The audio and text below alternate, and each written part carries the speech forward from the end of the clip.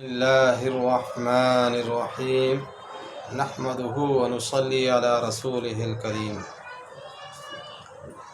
آج سے ہم نماز کے سیکھنے کا سلسلہ ہم شروع کرتے ہیں، اور اس میں نماز کی جو موٹی موٹی جو باتیں ہیں جن کے بغیر نماز نہیں ہوا کرتی ہے، ان چیزوں کو جو ہے نا ہم اس میں کے اندر بیان کریں گے۔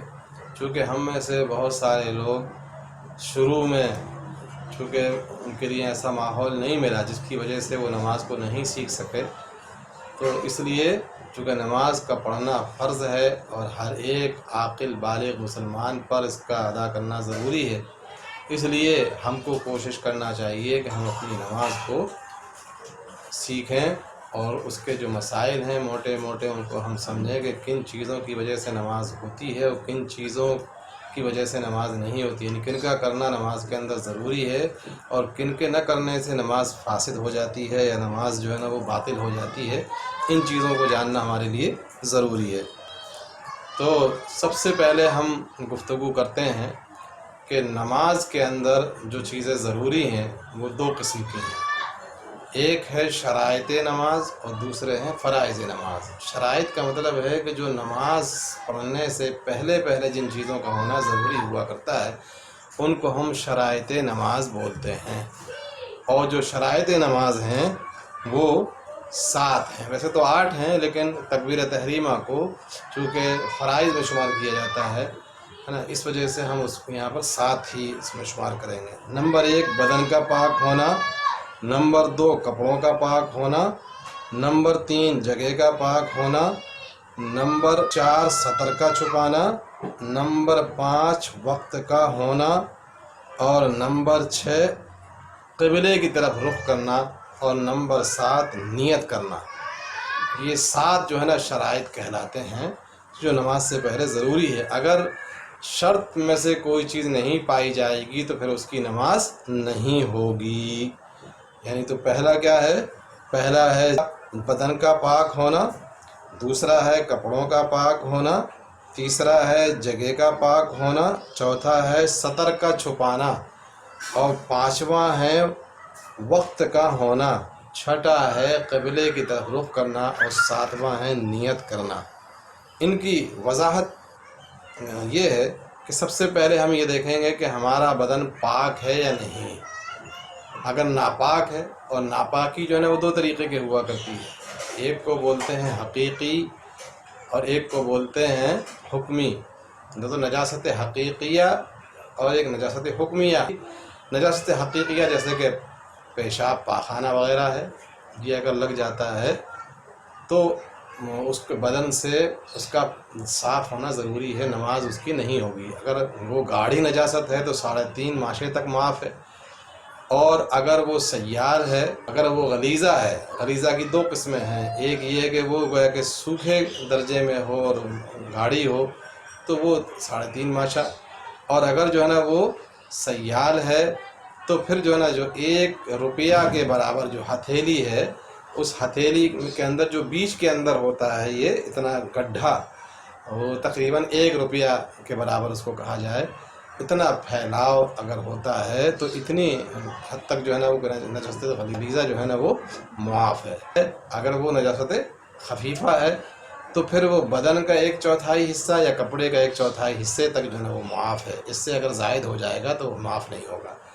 اب بدن کا جو حصہ ہے، یعنی جیسے عضو ہے، ہاتھ میں لگی ہے تو گویا کہ ہاتھ کے حساب سے دیکھا جائے گا، کلائی میں لگی ہے تو کلائی کا 1/4 حصہ ہے، اس سے کم ہونا چاہیے، ہے نا۔ ہاتھ کہ جس حصے میں لگی ہے تو اس ہاتھ کے 1/4 کے اندر سے کم ہو، اسی طریقے سے جس عضو کے اندر لگی ہے اس عضو کا 1/4 حصہ۔ اسی طریقے سے کپڑے میں لگی ہے تو کپڑے کے جو حصے ہوتے ہیں، جیسے کہ کف ہے تو کف کا 1/4 الگ دیکھا جائے گا، جتنے ٹکڑے ہوتے ہیں جن کے اندر سلائی ہوا کرتی ہے وہ ایک الگ کپڑے کا حصہ شمار کیا جاتا ہے، تو اس کا 1/4 سے کم ہونا چاہیے تو وہ معاف ہوگی، ورنہ معاف نہیں ہوگی۔ اگر پوری جو آستین ہے تو آستین کو پورا ایک حصہ مانا جائے گا، اور اس حصے کا 1/4 سے کم ہے تو وہ نجاست خفیفہ جو ہے نا وہ معاف ہے۔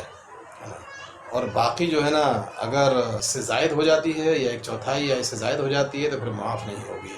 اور معاف ہونے کا مطلب یہ ہے کہ لا علمی میں اگر اتنی نجاست لگی رہ گئی اور اس نے نماز پڑھ لی تو پھر ایسے موقع پر اس کی نماز گویا کہ ہو جائے گی، گو کراہت کے ساتھ لیکن ہو جائے گی، لیکن جانتے بوجھتے ہوئے نجاست کے ساتھ میں نماز پڑھنا یہ درست نہیں ہے۔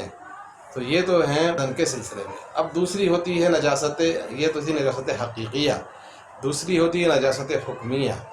نجاست حکمیہ جو ہے نا وہ دو ہیں، ایک چھوٹی اور ایک بڑی، جس کو حدث اصغر اور حدث اکبر سے تعبیر کیا جاتا ہے۔ حدث اکبر یعنی جب کہ انسان کے لیے اوپر غسل واجب ہو جائے، ہے نا، یعنی جب اس سے منی وغیرہ کا خروج شہوت کے ساتھ میں ہو جائے، یا اس نے جو ہے نا اپنی بیوی کے پاس گیا ہو، یا اس نے خواب کے اندر اس کو انذار ہو گیا، اس نے کوئی خواب دیکھا، اس میں اس کو انذار ہو گیا، تو پھر ایسے موقع پر غسل واجب ہو جاتا ہے۔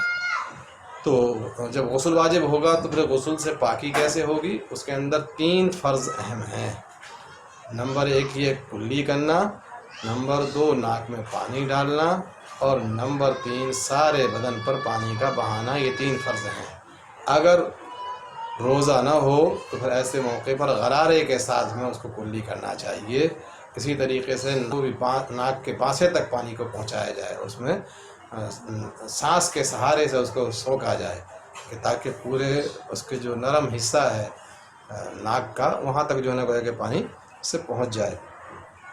اور پھر تیسرا فرض جو ہے نا وہ یہ کہ سارے بدن پر پانی کا بہانا۔ اس کے بعد جو ہے نا حدث اصغر یعنی چھوٹی ناپاکی، جس کو کہا جاتا ہے وضو کی ضرورت کا ہونا۔ جیسے وضو، پہلے ہم وضو کے فرائض ذکر کرتے ہیں، سب سے پہلے وضو کے جو فرائض ہیں، جن چیزوں کی وجہ سے، جن چیزوں کا کرنا ضروری ہے اور جس کی وجہ سے انسان سے حدث اصغر سے پاکی حاصل ہوتی ہے، وہ 4 چیزیں ہیں۔ وہ ہے چہرے کا دھونا، ہاتھوں کا دھونا، اور سر کا 1/4 سر کا مسح کرنا، اور پیروں کا دھونا۔ تو اس کو ہم مختصر انداز میں کہیں گے منہ، ہاتھ، سر، پیر۔ اب جو چہرے کا دھونا ہے، منہ کا جو دھونا ہے، وہ کہاں سے کہاں تک؟ وہ پیشانی کے بالوں سے لے کر ٹھوڑی کے نیچے تک، اور ایک کان کی لو سے دوسرے کان کی لو تک۔ یہ جو ہے نا فرض ہے، پہلا فرض ہے وضو کا۔ دوسرا ہے ہاتھوں کا دھونا، کوہنیوں تک، اچھے طریقے سے ہاتھوں کو گویا کہ دھویا جائے کوہنیوں تک، یہ فرض ہے، دونوں ہاتھوں کے کو کوہنیوں تک دھونا۔ نمبر 3 جو ہے نا 1/4 سر کا مسح کرنا، یہ فرض ہے، پورے سر کا مسح کرنا سنت ہے۔ تو ابھی ہم فرائض کا ذکر کر رہے ہیں کہ جن کا کرنا نہایت ضروری ہے۔ تو 1/4 سر یعنی 1/4 کا جو ہے نا دھونا وہ فرض ہے۔ اور نمبر 4 جو ہے نا ٹخنوں تک پیروں کا دھونا، یہ فرائض میں سے ہے۔ تو یہ تو تھا بدن کے پاک ہونے کے سلسلے میں، اور اس کے ضمن میں گویا کہ کپڑوں کی پاکی کا بھی تذکرہ آ گیا تھا، بتایا تھا ہم نے کہ کپڑوں کا بھی گویا کہ پاک ہونا، اور بدن کے اندر جو نجاست ہوتی ہے وہ دونوں طریقے کی ہو سکتی ہے نا، لیکن کپڑوں کے اندر جو نجاست ہوگی وہ نجاست حقیقیہ ہی ہوگی۔ اور اسی طریقے سے جگہ کے اندر بھی نجاست حقیقیہ جو دیکھنے میں ہم کو نظر آ رہی ہوتی ہے، وہ یہ ہے کہ نجاست غلیظہ ہے یا نجاست خفیفہ ہے۔ کون سی نجاست جو ہے نا اس کے لیے لگی ہوئی ہے؟ نجاست غلیظہ جو ہے وہ جیسا کہ آدمی کا پیشاب ہے، پاخانہ ہے، جانوروں کا پاخانہ ہے، اور حرام جانوروں کا پیشاب ہے، اور آدمی اور جانوروں کا جو خون ہے، اسی طریقے سے شراب ہے، مرغی ہے، بطخ ہے، ان کی بیٹ، مرغی، بطخ وغیرہ کی بیٹ وغیرہ ہے، یہ ساری چیزیں جو ہے نا نجاست غلیظہ کہلاتی ہیں، ان کو نجاست غلیظہ بولا جاتا ہے۔ غلیظہ کا مطلب ہوتا ہے جو جسم والی ہے، جیسا کہ پاخانہ وغیرہ ہے، تو یہ 3.5 ماشا جو ہے نا یہ معاف ہے۔ ہاں اگر جو ہے نا وہ پتلی ہے، جیسا کہ پیشاب ہے یا شراب وغیرہ ہے، تو پھر وہ انگریزی روپے کے برابر پھیلاؤ جو ہے نا اتنا وہ معاف ہے۔ اور نجاست خفیفہ جو کہا جاتا ہے وہ حلال جانوروں کے پیشاب وغیرہ کو کہا جاتا ہے، یا حرام پرندوں کی جو بیٹ ہے نا وہ نجاست خفیفہ میں ہے، جیسا کہ کوے کی بیٹ ہے، چیل کی جو بیٹ ہے نا، یا جو حلال جانور ہیں جیسا کہ گائے ہے، بھینس ہے، اونٹ ہے، ان کا جو پیشاب ہے، تو یہ اگر لگ جاتا ہے تو یہ نجاست خفیفہ کے درجے میں کہا جائے گا۔ یہ تقریباً جو ہے نا 1/4 سے کم جو ہے وہ معاف ہے۔ اگر 1/4 یا اس سے زائد اگر ہو جاتا ہے تو پھر وہ معاف نہیں ہے۔ اسی طریقے سے جگہ کا پاک ہونا بھی، ظاہر ہے کہ جگہ بھی نجاست حقیقیہ ہی سے کہ اس کا پاک ہونا ضروری ہے۔ تو یہ 3 چیزیں ضرورت تھیں پاکی سے متعلق، کہ بدن کا پاک ہونا، کپڑوں کا پاک ہونا، جگہ کا پاک ہونا۔ چوتھا ہے سطر کا چھپانا۔ سطر جو ہے نا وہ مرد کا، وہ ناف سے لے کر گھٹنے تک یہ اصل فرض ہے۔ اگر اتنا حصہ ڈھکا رہا تو اس کی نماز ہو جائے گی، اور اگر اتنے حصے میں سے کچھ اگر حصہ کھل جاتا ہے اور اس عضو کا 1/4 تک ہو جاتا ہے یا اسے زائد ہو جاتا ہے اور ایک رکن کے بقدر کھلا رہتا ہے تو پھر اس کی نماز نہیں ہوگی۔ اس لیے اس کا ہمیں خیال کرنا چاہیے۔ لوگ جو ہیں آج کل ٹی شرٹ وغیرہ پہنتے ہیں اور جینس پہنتے ہیں، اور وہ بہت شارٹ ہوتی ہیں، یا شرٹ ہی پہنتے ہیں بہت شارٹ ہوتی ہے، اور ان کی جو جینس ہوتی ہے وہ رکوع کے اندر جاتے ہیں یا سجدے کے اندر جاتے ہیں تو کھل جاتا ہے وہ اتنا حصہ۔ ظاہر ہے کہ اگر وہ 1/4 سے زائد حصہ اگر کھلا رہ جائے گا ایک رکن کے وقت تو اس سے نماز نہیں ہوگی۔ اسی طریقے سے عورتوں کے لیے جو ہاتھوں کے جو گٹے ہیں اور پیروں کے جو ٹخنے ہیں، اس کے علاوہ، اور چہرہ، ان کے علاوہ باقی سارا کا سارا حصہ جو ہے نا وہ سطر ہے۔ ان کے بال بھی جو ہے نا وہ سطر کے اندر شامل ہیں۔ ان سب کا ڈھانکنا ضروری ہے۔ بہت ساری عورتیں ایسی ہوتی ہیں کہ ان کے جو کٹے ہوتے ہیں دونوں ہاتھوں کے، اس سے اوپر وہ کھلے رہ جاتے ہیں، اور برتن وغیرہ کے مانجنے کی وجہ سے وہ اس کو اونچا سلواتی ہیں اور نماز کے اندر بھی اس کا خیال نہیں رکھتی ہیں، اس سے ان کی نماز نہیں ہوگی۔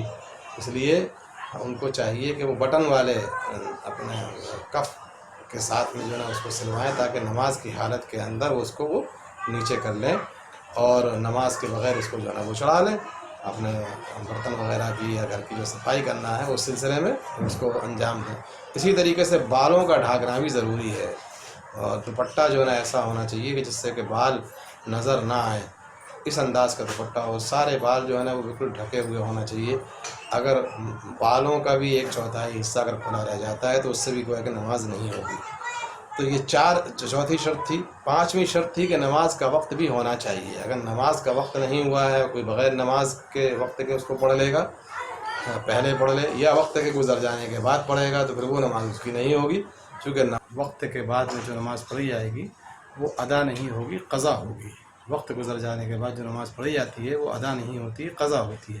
تو نماز کو وقت کے اندر پڑھنا یہ بھی جو ہے نا شرائط نماز میں سے ہے۔ اور ہر نماز کا جو وقت ہے ایک متعین وقت ہے۔ فجر کا نماز کو فجر کے وقت میں پڑھنا، نہ اس سے پہلے پڑھنا نہ اس سے بعد پڑھنا۔ اسی طریقے سے ظہر کا ایک متعین وقت ہے، اس کے اندر پڑھنا، نہ اس سے پہلے پڑھنا، جب وقت ہو تب اس کو پڑھنا، اس کے بغیر اس کو نہیں ادا ہوگی وہ نماز۔ اسی طریقے سے پھر قبلے کی طرف رخ کرنا۔ اگر کسی شخص نے قبلے کی طرف رخ نہیں کیا ہے، اس کا رخ جو ہے نا وہ دوسری طرف اگر ہو گیا ہے تو پھر جو ہے اس کی نماز نہیں ہوگی۔ اس کو اگر یہ پتہ چلتا ہے، وہ سمجھ رہا تھا کہ میں نے نماز صحیح انداز پر پڑھی ہے، لیکن اس نے کوئی تحری نہیں کی تھی اور ایسے ہی ورنہ وہاں پر کسی سے پوچھا ایسے ہی اس نے پڑھ لی، تو پھر اس کی نماز نہیں ہوگی۔ اگر اس کو پتہ چلتا ہے کہ قبلے کی طرف نماز نہیں پڑھی ہے، دوسری طرف نے پڑھی ہے، چونکہ وہاں پر لوگ موجود تھے، ان سے پوچھنا چاہیے۔ اور اگر اس نے وہاں پر کوئی موجود نہیں تھا اور پھر اس نے نماز پڑھی ہے، اس نے غور و فکر کے بعد پڑھی ہے، تو پھر اس کی نماز گویا کہ وہ ہو جائے گی۔ اگر بعد میں اس کو پتہ چلتا ہے کہ ہم نے غلط نماز پڑھی ہے، لیکن چونکہ اس نے تحری کے ساتھ میں یعنی خوب اس میں غور و فکر اور سوچ وچار کے بعد میں کوئی وہاں پر بتانے والا بھی موجود نہیں تھا، تو تحری جب ہوگی جب وہاں پر کوئی بتانے والا موجود رہا ہو، ہے نا۔ اگر وہاں کوئی بتانے والا موجود ہے تو ہمیں پوچھنا چاہیے، حتیٰ کہ جو ہے نا آپ کہیں سفر کے اندر ہو اور وہاں کوئی مسلمان نہیں ہو اور ہم ہندوستان کے اندر ہیں یا پاکستان کے اندر ہیں، تو اتنا تو آدمی بتا ہی دے گا کہ بھائی پشچم کس طرف ہے، چونکہ یہاں سے قبلہ جو ہے نا وہ مغرب کی طرف ہے، پشچم کی طرف ہے، تو لہٰذا ہم دوسروں سے بھی گویا کہ اتنا پوچھ سکتے ہیں۔ اگر وہ قبلہ نہیں جانتا ہے تو ہم قبلے کا رخ پوچھ سکتے ہیں کہ کون سی دشا کے اندر ہے، پشچم کے کس جانب میں ہے، وہ اس کو بتا دے گا کہ سورج کس طرف ڈوبتا ہے، اسی طرف گویا کہ ہمیں یہاں سے قبلہ پڑتا ہے۔ اور نمبر 7 یہ ہے کہ نیت کرنا۔ اگر کسی نے بغیر کسی ارادے کے ایسے ہی نماز پڑھ لی تو اس کی نماز نہیں ہوگی۔ نیت نام ہے دل کے ارادہ کر لینے کا، اور زبان سے کہہ لے کہ میں فلاں وقت کی نماز اتنی رکعات میں پڑھ رہا ہوں۔ امام کے پیچھے ہے تو امام کے پیچھے کی نیت کر لے، اور جس وقت کی نماز ہے اس وقت کا تذکرہ کر لے، جتنی رکعت اس کو ذکر کر دے۔ تو یہی اصل جو ہے نا اس کا مقصود ہے کہ میں فلاں وقت کی نماز میں پڑھنے جا رہا ہوں، ہے نا۔ اتنی رکعت تنہا پڑھ رہا ہے تو تنہا کی نیت ہوگی، اور اگر وہ پیچھے پڑھ رہا ہے تو امام کے پیچھے کی نیت اس کے اندر کرے گا۔ تو آج صرف اتنا ہی، نماز کے جو شرائط ہیں اور اس کے جو متعلقات جو مسائل تھے ان کا ہم نے یہاں پر تذکرہ کیا ہے، اور کل انشاءاللہ پھر ہم فرائض کے بارے میں گفتگو کریں گے انشاءاللہ۔ اللہ اعلم بالصواب۔